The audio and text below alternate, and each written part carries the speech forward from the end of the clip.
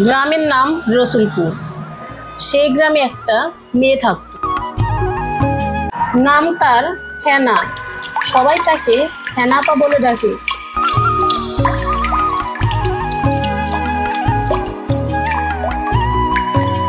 হেনাপার বাবা মা ভাই বোন কেউ ছিল না।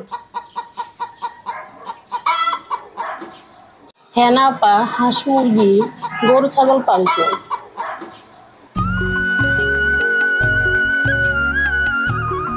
পাশাপাশি হেনাপা বাড়ির উঠানে বিভিন্ন রকম সবজি ফলমূলের গাছ লাগাতো। সবজি আর হাঁস মুরগির ডিম বিক্রি করে হেনাপার সংসার চলত। হেনাপার একটা টুনি পাখি ছিল।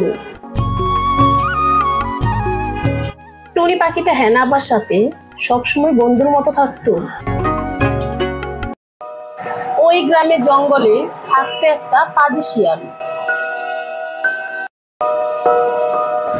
শিয়ালটি রাতের বেলায় দল বেঁধে বাড়ির পাশে জঙ্গলে ডাকাডাকি করত।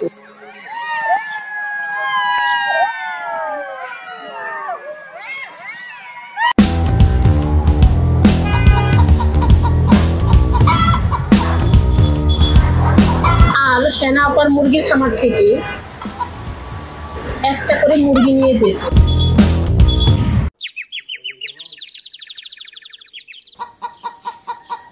সকালে ঘুম থেকে উঠে হেনাপা যখন দেখতো তার খামারে মুরগি কম, তখন তার খুব মন খারাপ হতো। একদিন হেনাপা টুনিকে বলল, টুনি, আমার মুরগিগুলো সব শিয়ালে নিয়ে যাচ্ছে, আমি কি করতে পারি? টুনি বলল, রাতে যখন শিয়াল আসবো আমি তোমাকে ডেকে দিব, তুমি উঠে শিয়াল তাড়াবা। এই, তুমি আমার কথা বুঝতে পারছো? ঠিক আছে, ডেকে দিও। তুমি নিজে আবার আ করে ঘুমাইও না। এই আ করে কি? হ্যাঁ, আমি কি তোমার মতো? দেখবা ঠিক দেখে দিন। পরের দিন রাতে শিয়াল যখন মুরগি নিতে আসে, টুনি তখন হেনাপাকে ডাকতে থাকে, ও হেনাপা, হেনাপা উঠো, শিয়াল আসছে, তোমার মুরগি নিয়ে গেল। ও হেনাপা। টুনি অনেক ডাকাডাকি করার পরেও হেনাপার ঘুম কিছুতেই ভাঙল না। টুনি ভাবলো, এখন আমাকে কিছু একটা করতে হবে।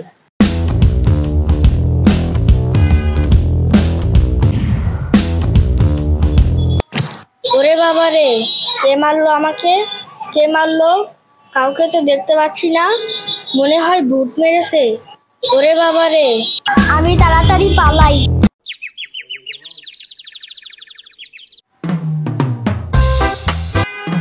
পরের দিন সকালে হেনাপা যখন দেখলো তার খামারে মুরগি ঠিক আছে, তখন সে টুনিকে জিজ্ঞেস করলো, এই টুনি, কালকে রাতে শিয়াল আসেনি? খামারের সব মুরগি দেখি ঠিক আছে?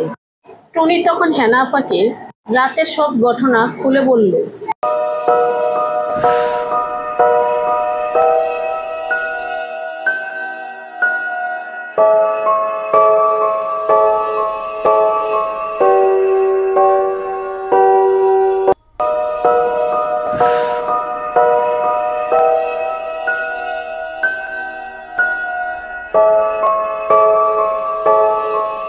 টুনির কাছ থেকে শিয়াল তাড়ানোর ঘটনা শুনে হেনাপা খুব খুশি হলো।